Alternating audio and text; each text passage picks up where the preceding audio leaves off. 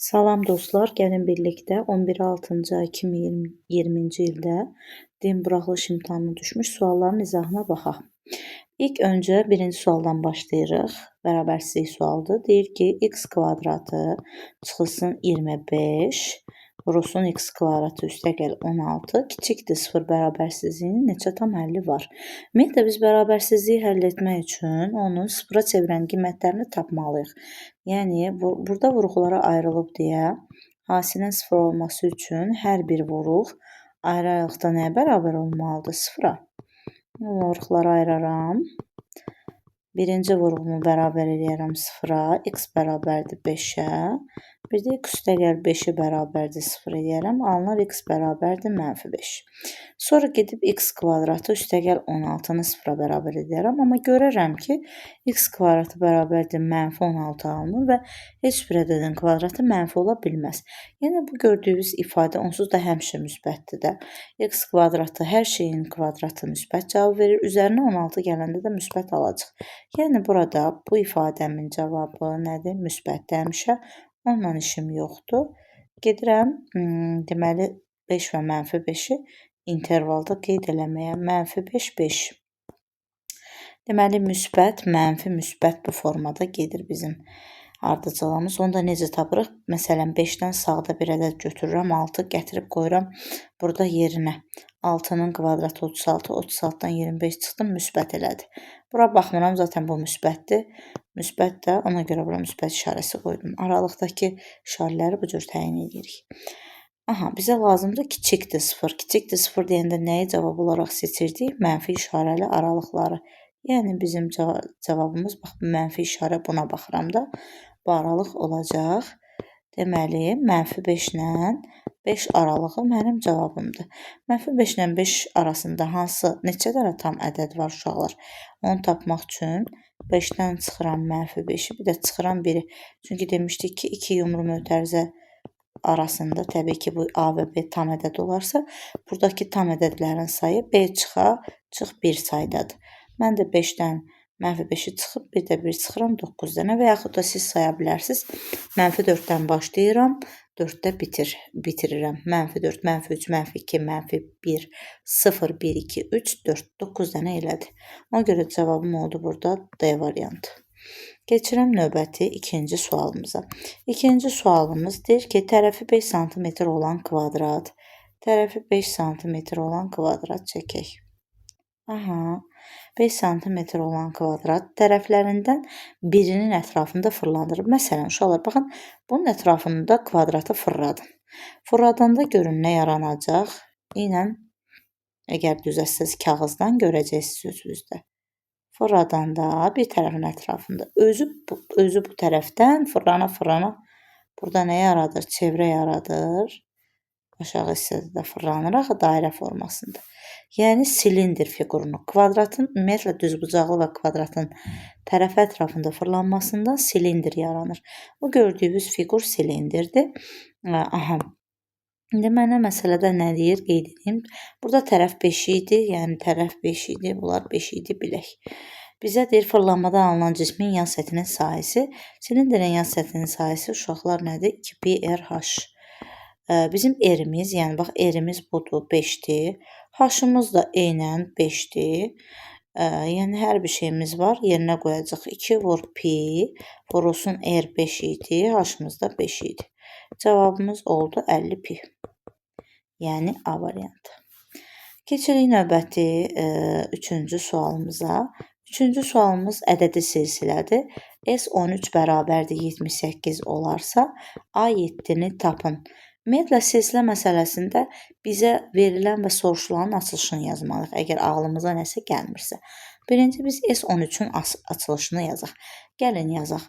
S13 nə deməkdir? A1 üstə gəlsin A13 vurulsun 2, bölünsün 2 vurulsun 13 dənə sayına, düzdürmü? Bərabərdir 78-ə. Aha. Mən diqqətlə burada fikir verirəm indi. Baxın, A1 üstə gəl A13 böl 2, A13 böl 2. A7-ni vermir. Çünki A1 ilə A13-ün ortasında A7 yerləşir. Ədəd orta düsturu burada keçərlidir ədəd silsilədə. Bəli, A1 üstə gəl A13 böl 2, A7-ni verdi. Qoyuram yerinə A7 vur 13 bərabərdir 78. Deməli, biz məsələdə elə 78-i 13-ə bölsəymişik, cavabı tapırmışıq. Bu da cavabımız oldu 6. Yəni D variantı. Dördüncü suala baxıram. Dördüncü sualımda məndən nə istəyir? Düzbucaqlının uzunluğu 7,5, düzbucaqlının uzunluğu 7,5. Eni isə 2,6 sm olarsa sahəsini tapın. Çox sadə bir sual. Düzbucaqlının sahəsi nə deməkdir? Eni vurulsun uzunluğu. Yəni A vur B. S bərabərdir 7,5-i vurarıq nəyə? 2,6-ya. Yəni mən bunu 7,5-i kəsrə də çevirib yaza bilərəm.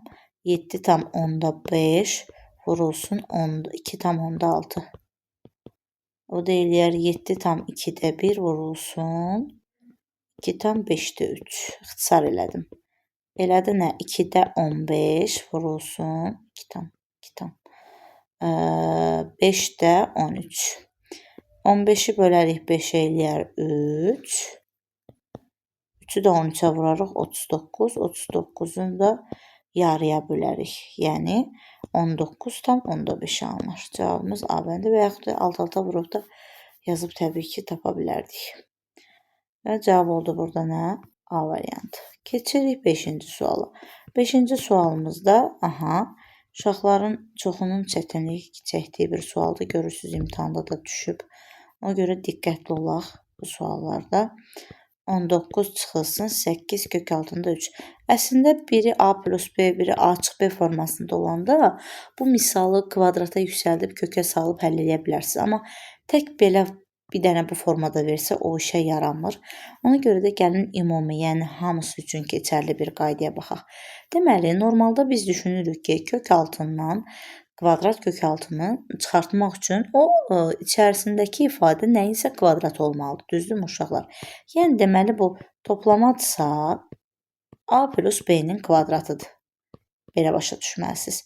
Ki oradan o ixtisar getsin. Yəni bu toplama əməlidir axı artıq orada. Yəni tək bir 19 deyil ki, deyim 19 nəyin kvadratıdır? A-nın kvadratıdır yazın bura. 19 + 8 kök altı 3. 2 dənə ifadə var. Deməli burada A plus B-nin kvadratı olmalıdır. Və mən burada indi digər tərəfi açıram. Müxtəsərini alıram. A kvadratı üstə gəlsin 2AB, üstə gəlsin B kvadratı. Təbii ki, A kvadratı ilə B kvadratının cəmi kök varsa itəcək də, toplayanda bunu götürəcək. Yəni kvadratlar cəminə tam olan ədədi götürürsünüz. Yerdə qalan 2AB-yə isə irrasional olan ifadəni götürürük. Yəni yazırıq 2AB bərabərdir 8 kök altında 3. Burada aşağıda hər tərəfi 2-yə böləcəm. Alacam A vur B bərabərdir 4 kök altında 3. Yəni indi biraz Viye teoreminə oxşuyur, amma yuxarıda kvadrat üstəgəl B kvadrat. Təbii ki, birinci formadan düşünəcəksiniz. 4 kök altında 3 nəyə vursaq 4 kök altında 3 eləyər. Çoxdur əslində. Amma ilk öncə gözümə çarpan 4 və kök altında 3-dür, düzdür uşaqlar. 4-ü kök altında 3-ə vuranda 4 kök altında 3 eləyir. 4-ün kvadratı burada qoyuram indi yerinə. Üstəgəl kök altında 3-ün kvadratı. 16 üstəgəl 3 19 elə mənim ədədlərim A 4-üymüş, B də kök altında 3-üymüş də tapdıq. Qoyacam indi yerinə. Çalışın özü birinci böyük ədədi yazın. Birinci 4 təbii ki, kök altında 3-dən böyükdür. Deməli, bu 4 üstəgəl kök altında 3-ün kvadratı idi. Niyə? Çünki biz bu ifadəyə A plus B-nin kvadratı yazmışdıq. Onda bu da A çıx B-nin kvadratı olacaq da. Yəni 4 çıxılsın kök altında 3-ün kvadratı. Köklə kvadrat gedir, köklə kvadrat gedir və bizim ədədimiz təbii ki, nədə çıxmalıdır? Modulda çıxmalıdır. Cüt dərəcədən kök altını modulda çıxarırıq. Tək dərəcədən olduğu kimi. Modulun işarəsi müsbətdir, olduğu kimi açıram. Modulun işarəsi müsbətdir, olduğu kimi açıram. Gedir bu kök altında 3-lər, 4 ilə 4-ü topluyorum, 8. O qədər cavabım oldu nə? C variantı. 6-cı sualımız çox sadə bir sualdır. 80 ədədinin 40%-ni tapmaq üçün 40-a vurub nəyə böləcəm? 100-ə böləcəm. 1 sıfırla bu sıfıra apardım. Bundan da bunu apardım. 8 vur 4 bərabərdir 32. Yəni cavabımız Y bəndi oldu. Keçirik 7-ci suala. 7-ci sualımıza nəzər yetirək. Deyir, ifadələrdən neçəsi Doğrudur, burada göstərəcəm. Baxın uşaqlar, bu olmaz. Səbəbi nədir? Çünki kök altından biz demişdik ki, modulda çıxmalıdır, normalda dedim, müsbət çıxmalıdır. Yəni mənfi çıxa bilməz. Burada yazıb müsbət mənfi. Ona görə bunu çıxırıq. Olmaz. 81-dən 9 çıxdı. Götürəcəm, niyə götürmürəm ki? Bəli, 9 çıxır. Burada ümumiyyətlə kökün altında cüt dərəcədə mənfi olmaz. Digər tərəfdən baxıram. Bu nə deməkdir? Kök altında 9-da 4 deməkdir. Olar 3-də 2 çıxır. Bu da nə deməkdir? Baxıram, deməli, kök altında 16-da 25.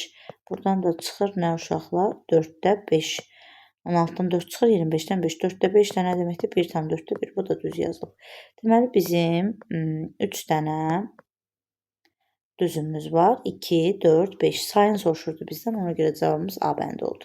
Keçirik 8-ci sualımıza. 8-ci sual loqaritma sualıdır.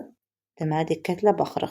Loqaritma 3 əsasdan x kvadratı üstəgəlsin loqaritma 3 əsasdan x üstəgəl 5-in kvadratı bərabərdir 2 loqaritma 3 əsasdan 6. Birinci növbədə loqaritma xassəsini yadımıza salaq. Loqaritma a əsasdan x üstəgəlsin loqaritma a əsasdan y-dırsa əgər gördüyünüz kimi bizim əsaslarımız eynidir. Deməli, biz bu loqaritmanı birləşdirib bir-birinə vura bilərik. Düzdürmü? Bir də əgər loqaritmanın qarşısında bir ədəd varsa, biz o ədədi, bu a-nı gətirib n-in üstünə yaza bilərəm. Mən bu xassələrdən istifadə edəcəm deyə sizin üçün yazdım.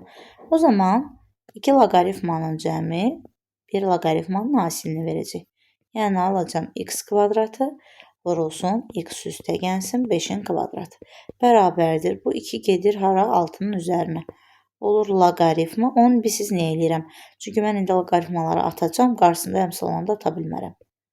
Qayıtdı bura. İndi bax, onun qarşısında 2 olsaydı, mən bu loqaritmaları ata bilməzdim də. Ona görə boşaltdım onun qabağını. Baxın, indi uşaqlar, loqaritma 3, loqaritma 3. Deməli, bu qarşısındakı ədədlər də bərabər olmalıdır ki, burada bərabərlik qoyulub. Yəni, siz bunları ata bilərsiniz. Nə alındı? Burada yazaq x kvadratı vurulsun x üstəgəlsin 5-in kvadratı bərabərdir 6-nın kvadratı. Bu kvadratları ata bilərəm. Kənara bu formada yazacağım. İndi çıxaracağım mötərizə xaricinə. Bərabərdir 6-nın kvadratı. Uşaqlar, nəyin kvadratı 36 eləyir? Bura 36 da düzdür. Silim yazım 36. Aha, nəyin kvadratı 36 eləyir? Həm mənfi 6-nın, həm də müsbət 6-nın. Ona görə də x vur, x plus 5-ə bir dəfə 6-ya bərabər eləyəcəm. Bir dəfə də x vur, x plus 5-i mənfi 6-ya bərabər eləyəcəm. X kvadratı üstəgəlsin 5x çıxılsın 6 bərabərdir 0. X kvadratı üstəgəlsin 5x üstəgəlsin 6 bərabərdir 0-a. Viet teoremi x1 üstəgəlsin x2 bərabərdir mənfi 5-ə. x1 vur x2 bərabərdir mənfi 6-ya. Hansı ədədlərdir? Mənfi 6 və 1 ədədi. Mənfi 6-nı 1-ə vuranda eləyir mənfi 6 toplayanda eləyir mənfi 5. Digər cəhətdən baxıram. x1 üstəgəlsin x2 bərabərdir mənfi 5-ə. x1 vur x2 bərabərdir mənfi 6-ya. Müsbət 6-ya daha doğrusu. O da hansı ədədlərdir? Deməli, vuranda 6, vuranda müsbət, toplayanda mənfi eləyibsə, belə bir ədəd hansını biz götürə bilərik, düşünək. Deməli, 1 ilə mənfi 2 ilə mənfi 3, bəli. Çünki əgər vuranda müsbət, toplayanda mənfidirsə, hər iki ədəddə mənfi seçməliyəm. Deməli, mənfi 6, 1, mənfi 2, mənfi 3 ədədlərini gördük, düzdürmü? Bu ədədlər tənliyin köküdür. Burada uşaqlar, cavablar təbii ki, çoxdur. Cavabda burada səhvlik var. Mənfi 6-nı da qoysaq ödəyir yerinə, 1-i də qoysaq ödəyir, mənfi 2-ni də qoysaq ödəyir, mənfi 3-ü də yerinə qoysaq ödəyəcək. Çünki loqaritmanın normalda qarşısı mənfi ola bilməz, amma x kvadratı olduğuna görə misalda, x plus 5-in kvadratı olduğuna görə burada hər bir cavabı yerinə qoyanda ödəyir. Sadəcə əsas odur ki, qarşısındakı ədəd mənfi və 0 olmasın. Onu da baxırıq ki, -6-nı qoysam, xeyir, heç bir 0 alınmır. 1-i qoysam təbii ki 0 alınmır. -2-ni qoysam heç bir yerdə 0 alınmır. -3 qoysam alınmır. Bizim deməli 4 dənə kökümüz var. Keçdik 9. 9-cu sualda 100 dərəcəli bucaq. Ümumiyyətlə bucağı radiana çevirmək üçün 1/180-ə vurmaq lazımdır. İxtisar eləyək bunları. 100-ü böldüm 20-yə 5, 180-i böldüm 20-yə 9. Cavab elədi 5 bölünsün 9. Aha. Yəni A bəndi.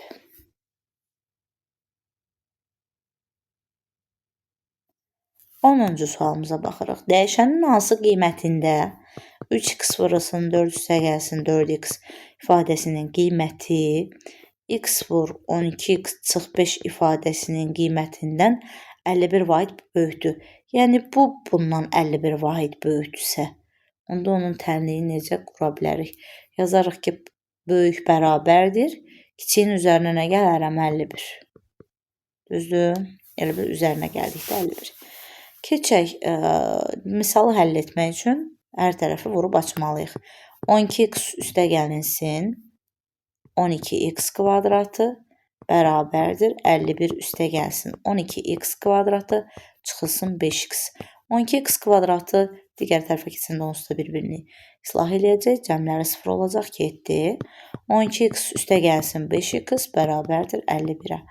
17x bərabərdir 51, x də bərabərdir 51-i bölürük 17-yə, yəni cavabımız olur 3. Bizdən x-i istəyirdi, dəyişənin hansı qiymətində x deməkdir. Deməli, cavabımız oldu D variantı. Keçirik 11-ci sual, trigonometriya sualıdır. Sinus 9x tənliklər bölməsinə aiddir. 36 dərəcə bərabərdir -1 və mənə bu aralıqda verib deyə daha qısa bir yolla mən bunu yaza biləcəm. Uşaqlar, düşünək. Sinus ilkin növbədə, yəni 0-360 arasında 270 dərəcədə alır da -1-i, düzdürmü? Yəni, burada 270 olarsa cavabım -1 olacaq. Ona görə yazıram 9x üstə gəlsin 36 bərabərdir 270 dərəcəyə. 9x bərabərdir 270-dən çıxıram 36-nı. 9x bərabərdir 234. X da bərabərdir bölürük 26 alınır. Cavabımız 26 C bəndi. Yəni, sinus 270 dərəcədə cavabı -1-dir deyə mən bunun yerinə 270-ə bərabər elədim. Yəni, aralıqda verirdi. Amma ümumi həlini istəsəydik, təbii ki, o biz yazdığımız qayda var idi, dövrlə o elə yazmalıydıq. Keçirik 12-ci sualımıza. 12-ci sualda bizə verib ki, rombda özəllik var 60 dərəcədə. Nədir onu deyək əvvəlcə. Əgər rombun uşaqlar iti bucağı 60 dərəcədirsə, baxın nə alınır, bunu qeyd edeyim mütləq. Rombun iti bucağı 60 dərəcədirsə, o zaman baxıram ki, bu bərabər yanlı üç bucağın təpə bucağı oldu 60 dərəcə. Onda digər oturacağı pişik bucaqları bir-birinə bərabər olmalıdır. 180-dən 60-ı çıxırıq 120 bölürük 2-yə. Alırıq ki, A. Deməli, burada bərabər tərəfli üç bucaq alınmış. Yəni, diaqonal nəyə bərabər olunmuş? Tərəfə 60 dərəcədə. Və bu anda əgər iti bucağı 60-dırsa, kör bucağı da olur 120 dərəcə, düzdürmü? Və burada 30, 30, A kökətdə 3 olacaq böyük diaqonalda. Yəni, bunu təkrar eləmiş olduq. Deməli, diaqonalı bizə vermişdi. Deyirdi, 60 dərəcənin qarşısında duran diaqonalı. Yəni, bu kiçik diaqonal deməkdir. Kiçik bucaq qarşısında kiçik tərəf durur axı. 17-dirsə, onda deməli, tərəfimiz də 17-dir. Və bizdən perimetri istəyir. Və də bərabərdir 17 vur 4, 68. Cavab oldu D variantı. Keçirik 13-cü suala. 13-cü sualda bizdən nə istəyir? A çoxluğu 20-dən kiçik sadə ədədlər çoxluğudur. 20-dən kiçik sadə ədədlər çoxluğunu yazaq. Sadə ədədlər nə idi? Özünə və 1-ə bölünən ədədlər. 2, 3, 5, 7, 11, 13, 17, 19. Deyir onların sayını tap. 1, 2, 3, 4, 5, 6, 7, 8. Cavab C. Keçdik 14-ə. 14-cü sualda baxaq bizdən nə istəyir. Deyir ki, cədvəldə gördüyünüz kimi nöqtələrin sayı verib, uşaqlar parçaların sayını istəyir. Parçaların sayı düsturu nə idi? N vurulsun N çıx 1 böl 2. Yəni mənə nöqtə 4 veribsə, deməli 4 dənə nöqtə N burada nöqtədir. 4 vur 4 çıx 1 böl 2. Yəni 4 vur 3 böl 2. Mənim 4 dənə nöqtəm varsa, 6 dənə parçam var. 6 nöqtəm varsa, 6 vur 6 çıx 1 bölü 2, 15 dənə parçam olacaq. Burada oldu 15. Bizdən bunların cəmini istəyir. M-lə K-nın 6-nın da üstünə 15 gəlirik. Cavab eləyir 21. Yəni burada cavabımız oldu 21. Keçirik 15-ci sualımıza. 15-ci sual da loqaritma sualıdır. Loqaritma 3 əsasdan 36-nın kvadratı çıxılsın loqaritma 3 əsasdan 4-ün kvadratı. Burada sərvurma düsturudur gördüyünüz kimi. Burada sərvurma düsturunda A kvadrat çıx B kvadratı necə açırdıq? Bir dəfə toplayırdıq, bir dəfə çıxırdıq.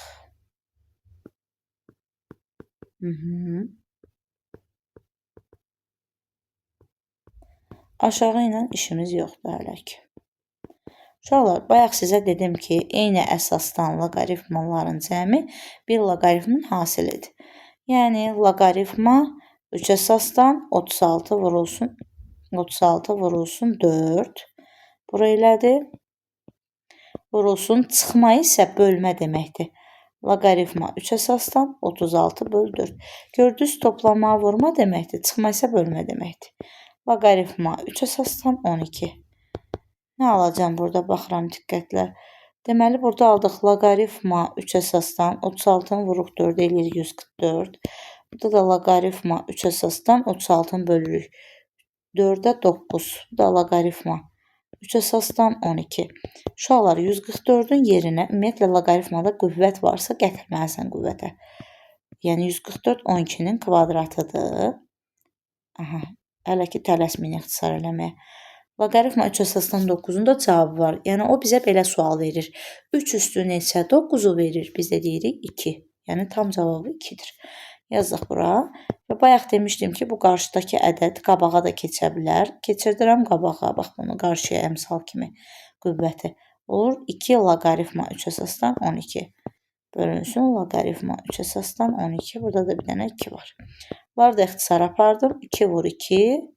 Cavabımız oldu 4. Deməli, loqaritmada cavabımız oldu 4. Keçirik 16-cı suala. 16-cı sual tənliklər sistemidir. Bizə deyir ki, A parametrinin hansı qiymətində bu tənliklər sisteminin sonsuz sayda həlli var. İlk öncə tənliklər sisteminə baxırıq ki, bu hansı tənliklər sistemidir? Təbii ki, xətti tənliklər sistemi. Xətti tənliklər sistemində sonsuz sayda həllin olması üçün A1 bölü A2 bərabərdir B1 bölü B2 bərabərdir C1 bölü C2 olmalıdır. Yəni, əmsalların nisbəti bir-birinə nə olmalı idi? Bərabər. Ona görə mən də yazıram. 2 bölünsün A çıx 3. A1 ilə A2 bu arada X-in əmsallarıdır. B1 ilə B2 Y-in əmsallarıdır. C1 ilə C2 də sərbəst sətdir. Bunların üçü də bir-birinə bərabər olanda tənliklər sisteminin sonsuz sayda həlli olur.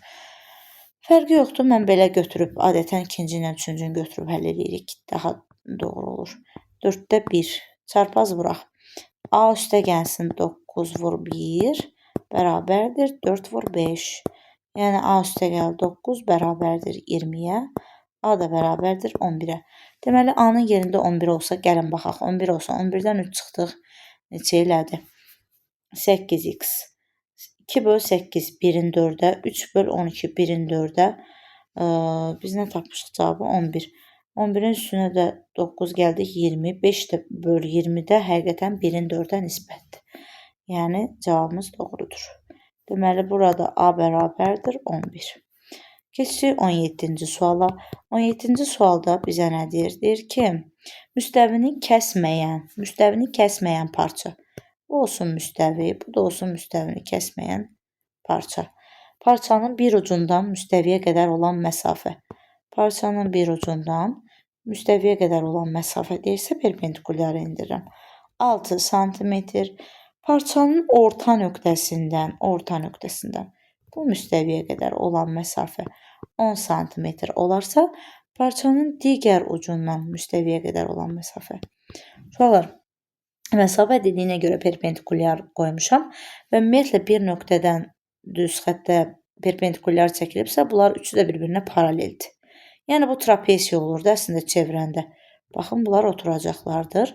Bu da orta xəttdir, çünki deyirdi orta nöqtəsindən. Yəni bu bir-birinə bərabərdir. Onda orta xəttin qaydası nə idi? 10 bərabərdir. Oturacaqların cəminin yarısı. Yəni 6 üstəgəl x bərabərdir. 2-ni vururuq 10-a. 20. X də bərabərdir. 20 çıxılsın 6, 14. Deməli cavabımız olur 14. 14 oldu bu da cavab. Keçirəm 18-ci suala. 18-ci sualda mənə deyir ki, ölçüləri 5, 6, 7 olan düzbucaqlı polipipedin həcmi. Polipipedin həcmini tapmaq üçün süturunu indi yazacağam sizə. Ümumiyyətlə, ölçülər bu deməkdir. Bir təpədən çıxan hündürlüyü, eni, uzunluğu uşaqlar. Bax, budur. Deyir, biri 5, biri 6, biri 7-dir. Polipipedin həcmi də A vur, B vur, C-dir. Yəni, bu kəmiyyətlərin bir nöqtədən çıxan göstərdim sizi. Bunların hasilləri.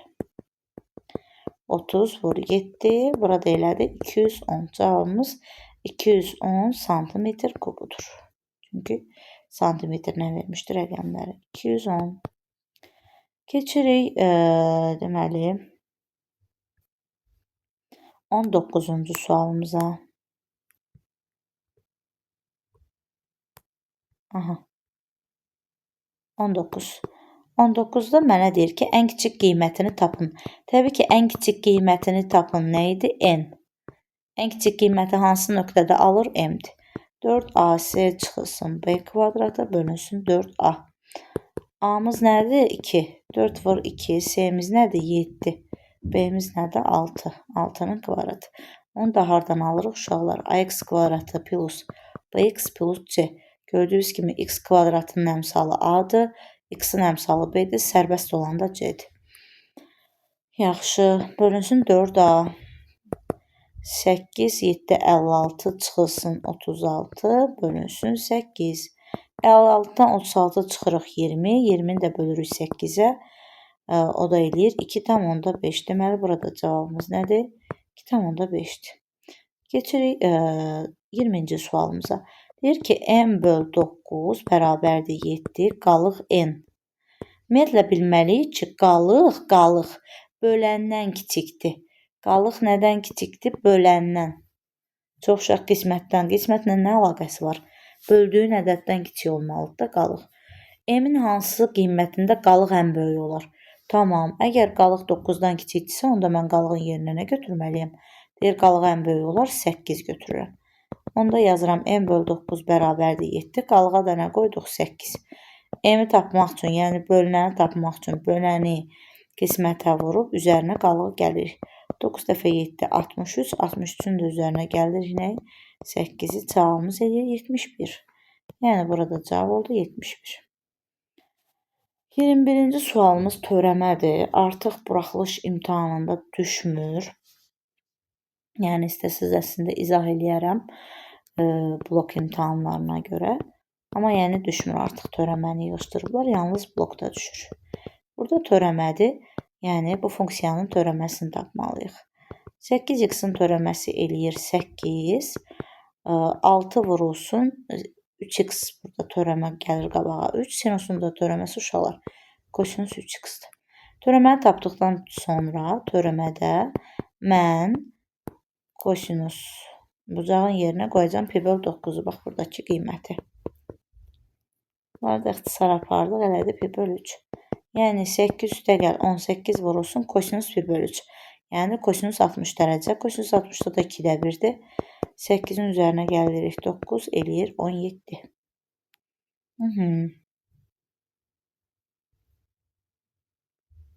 Bəli, düzbucağımızdır. 22-yə baxıram. Düzbucaqlı üçbucağın, düzbucaqlı üçbucağın iti bucaqlarından biri olsun bura. Tangensi. Yazıram tangens alfa bərabərdir 0-dan %75. Üçbucağın perimetri 36 olarsa, onun xaricinə çəkilmiş çevrəsinin radiusunu tapın. Tangensin açılışını, ümumiyyətlə tangens üçbucaqda veribsə nisbətdir. Yəni bunu kəsr formasında yazaq əvvəlcə. %75 nə deməkdir uşaqlar? 4-də 3. Biz demişdik ki, tangens nə idi? Qarşısındakı katetin bitişik katetə nisbəti. Qarşısındakı katetin bitişik katetə nisbəti. Yəni bura 3K, bura 4K yazacağım. 3K 4K-dırsa, pipeton uzunumuzu nə alırıq? 5K alırıq. Pifagor rəqəmləridir. Deməli, perimetr 36-dır. Perimetr nə deməkdir? Bunların cəmi. Yəni tərəflərin cəmi. Bərabərdir 36-ya. 12K bərabərdir 36-ya. K da bərabərdir 3-ə. Keçdik. K 3-dür. Tamam. K isə yerinə qoyacağım. 3 vur 3, 9. 4 vur 3, 12. 5 vur 3, 15. Bizdən nə istəyir? Xaricinə, ümumiyyətlə, çevrənin xaricinə çəkilmiş düzbucaqlı üçbucağın xaricinə çəkilmiş çevrəsinin radiusu hipotenuzun yarısıdır. 15 də bölürük 2-yə. Cavabımız olur 7,5.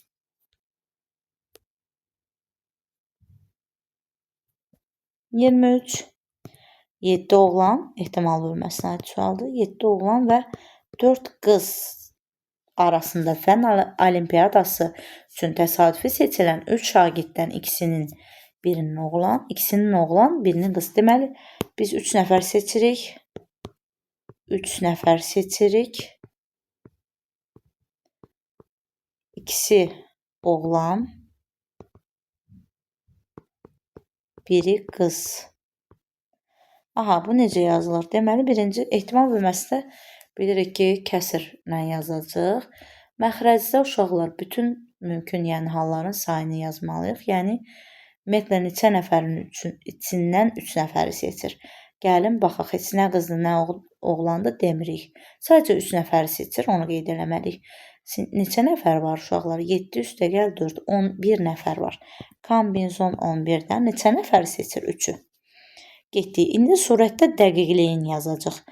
Oğlanlardan 7 nəfərdən neçəsini seçir? İkisini, 2 oğlan vurulsun. Çünki niyə vurmadı? Çünki bir proses bitməyib. Mən əgər desəydim ki, deməli, filan sayda uşaqlardan 3 nəfər seçirəm. İkisi qız olsun, biri oğlan olsun və ya biri oğlan olsun, ikisi qız olsun və ya 3 oğlan olsun və ya sözü varsa, o da artıq toplama olacaq aralarında. Yəni, bir iş bitəndən sonra o bir işə keçəndə toplama olacaq. Amma burada bir prosesdir. Yəni, 3 nəfəri hələ seçib bitirməmsən. İkisini seçmişsən, biri qalıb. Ona görə vurmadır. Davam eləyir, yəni sənin işin. Bitirsən, toplama qoyarsan. İndi seçirəm qızı. Qızı da qızların içindən seçməliyim də 4 nəfərdən 1. Bax, gördünüz uşaqlar. 2 üstə gəl 1, 3. Bax, buradakı rəqəmdən eyni olmalıdır. Vurma əməlində. Keçək indi kombinzonun açılışı ilə tapaq. Kombinzonun açılışı necədir? Kombinzon n-dən k bərabərdir. Yuxarıda n faktorial, aşağıda k faktorial, bir də n çıx k faktorial. Ona görə mən bunu indi hesablayacağım. Birinci kombinzon 11-dən 3. 11 faktorial bölünsün 3 faktorial, bir də bunların fərqi. 11-dən 3 çıxdıq, 8 faktorial. Ümumiyyətlə, burada 11-i nəyə gətirəcəm? 8-ə. Yazıram 8 faktorial. Yəni, normalda 11, 1-dən 11-ə qədər ədədlərin hasilidir də, düzdür. 1-dən 8-ə qədər olana yazıram 8 faktorial, arxasını amma yazıram. 9 vur 11, 11. Bu da 8 faktorial. Bunu belə yazıram ki, bunlar ixtisar geçsin. 3 faktorialda 1 vur, 2 vur, 3 deməkdir. 9-dan 3-ü apardım 3. Onu da 2-yə böldüm 5. Yəni, burada cavabı aldım. 3 vur, 5 vur, 11. Yazın. Bəlkə ixtisar eləyərəm deyə uşaqlar vurmuram. Kombinzon 7-dən 2-ni hesablayacağım. 7-dən 2 bərabərdir. 7 faktorial, 2 faktorial, 5 faktorial. Təbii ki, 7 faktorial 5 faktoriala gətirirəm. Yazıram 5 faktorial, vurulsun 6 vur 7. Bura çatanda dayanırsan. 2 faktorial və 1 vur 2, 2 deməkdir. 5 faktorial da köçürürəm ki, ixtisar geçsin. 6-nı da bölürük 2-yə, 3. Bu da oldu 3 vur 7. Gətirək qoyaq yerinə 3 vur 7. 4-dən 1, ümumiyyətlə 1 olanda elə özünü verir. Yəni, baxın, kombinzon 4-dən 1 Nə deməkdir? 4 faktorial böl 1 faktorial vur 3 faktorial. 4 faktorialın yerinə yazacağım 3 faktorial vur 4 böl 3 faktorial. Burada gedir dediyim kimi, yəni kombinezon n-dən 1-in cavabı uşaqlar elə n deməkdir. Da faktorial qalmır burada. 4. 3-lər gedir, cavab da olur 55-də 28. Ehtimalımızın cavabı oldu 55-də 28. Bu qədər. Keçirəm 24-cü sualımıza. 24-cü suala baxaq. Biraz yaxınlaşdırım. ABC-də polioqramın təpə nöqtələrindən üçünün koordinatları verilib. Polioqramın AD tərəfinin orta nöqtəsinin koordinatlarını tapın. Aha. Hə. Deməli, ağ rəngdə olan uşaqlar x-dir, qara rəngdə olan y-dir. Yəni, A nöqtəsinin koordinatları x-i 2-dir. Baxın, bax, görürsünüz, bax, budur. X-i 2-dir, y-i da budur. Y-i nədir? 3-dür. 2, 3. Getdik. B nöqtəsinin koordinatı x-i 3-dür. Y isə harada dayanıb? 7-də. C nöqtəsinin koordinatları x-i nədir? 9. Y nədir? Uşaqlar 7. Əla, mən bunu koordinat sistemində qurub AD parçasının AD tərəfinin orta nöqtəsinin koordinatlarını tapacağım. Bunun üçün koordinat sistemində qurub aydın şəkildə görə bilərik. Gəlin, baxaq və səliqəli çəkək.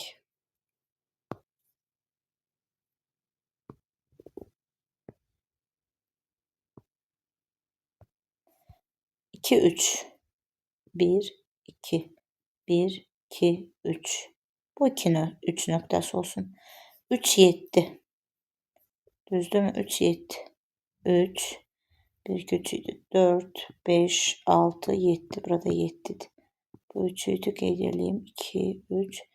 3, 7 nöqtəsi olsun bura. Kesik. 9, 7. 4, 5, 6, 7, 8, 9. 9'dur. 7 də buradadır. 9, 7. Əla.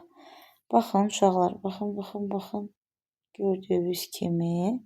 Onda mənim paralleloqramımda baxıram ki, buradan necə quracam? Bax, fikir verin. Bir qiymət fərqi var. Yəni, x-larında. O zaman məndə də bir vahid sürüşəcək bura. Düzdür?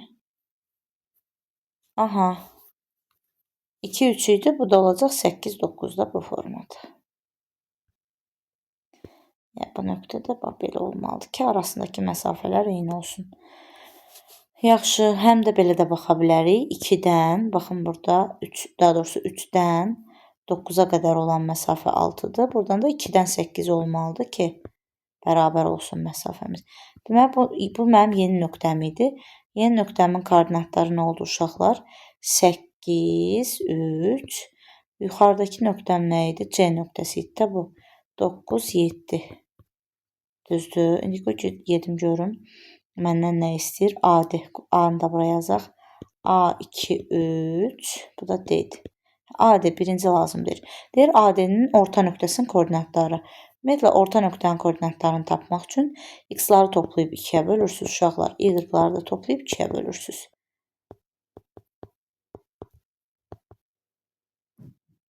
Yəni, 2 üstəgəl 8 bölü 2, 5. 3 üstəgəl 3 bölü 2 də elə 3 eləyəcək. Cavab oldu 5, 3 misal. Misalımızın cavabı. 25-ci və sonuncu sualımıza baxırıq. Funksiya bölməsinə aiddir gördüyümüz kimi. Şəkli çəkək. Deməli, A, C, toplar var burada. Bu da B. Deyir ki, şagirdlər C, B və C düz xəttləri boyunca yönələn mayl müstəviləri üzərində kürələrlə təcrübələr aparırlar. CB və CA düz xəttlərinin tənlikləri uyğun olaraq birinci CB-ni yazıbsa, birinci tənlik CB-yə aiddir. Mən onun üzərinə tənliyin yazacağım funksiyasını. Y bərabərdir 2x üstəgəl n və digəri isə y bərabərdir mənfi 3x üstəgəl m olarsa, tənlikləri C nöqtəsi AB xəttindən C nöqtəsi AB xəttindən 1,8 məsafədə yerləşərsə, deməli bura Uşaqlar, bu perpendikulyarda bilirsiniz. Çünki koordinat sistemi qarşılıqlı perpendikulyardır. Onda deməli bu məsafə 1.8-dir. Yəni bura 1.8-dir. Əla. Deməli bu nöqtə y qoxunu ümumiyyətlə funksiyada yadınızdadırsa əgər yadınızdadırsa, funksiyada biz nə demişdik? Y qoxunu kəsən nöqtəyə sərbəst sədd deməmişdik. B demişdik də, y bərabər də kx plus b-dir. Düzdürmü? Deməli, bizim sərbəst səddlərimiz burada m-lə n-dir. Nəyə bərabər olacaq? 1,8-ə. O zaman mən yazıram, y bərabərdir -3x üstə gəlsin 1,8. Y bərabərdir 2x üstə gəlsin 1,8. Əla. İndi mən baxıram ki, mənlə AB arasındakı məsafəni istəyir. AB arasındakı məsafəni tapmaq üçün A ilə B-ni tapmalıyam. Bu məsafəni tapmaq üçün baxıram ki, bu nöqtə x oxunun üzərindədir. Əgər x oxunun üzərində olan nöqtənin biz nəyi 0 olduğunu bilirdik, y-ın 0. Yəni, deməli mən hər ikisində də y-ın yerinə 0 qoyacağam ki, x-ları tapım. Çünki ümumiyyətlə x oxunun üzərində olan nöqtələrin y-ı 0-dır uşaqlar. Məsələn, bura 5 0-dır. Bura 3 0 nöqtəsidir. Y oxu üzərində olan nöqtələrin x-i 0-dır. Məsələn, bura 0 3-dür. Aha. Deməli, mən A ilə B x oxunun üzərində olduğuna görə y-ların yerinə 0 qoyub A və B-ni tapıram. -3x üstə gəlsin 1,8 bərabərdir 0-a. 2x üstə gəlsin 1,8 bərabərdir 0-a. -3x bərabərdir -1,8-ə. X-ə bərabərdir 1,8-i 3-ə bölürəm. Təbii ki, birincisində 3 olmadığına görə 18-i 3-ə bölün 6, amma 0,6 yazacaqsınız. 2x bərabərdir. O tərəfə keçirirəm, mənfi olur. 0 çıxılsın 1,8 olduğuna görə yer -1,8. X də bərabərdir. Mənfini müsbətə bölürəm, mənfi. Yenə 1,8. Birincisində 2 yoxdur. 18-i bölürəm 2-yə. Cavab verilir 0,9 mənfi. Deməli, bura mənfi 0,9-dur uşaqlar. Burada 0,6-dır.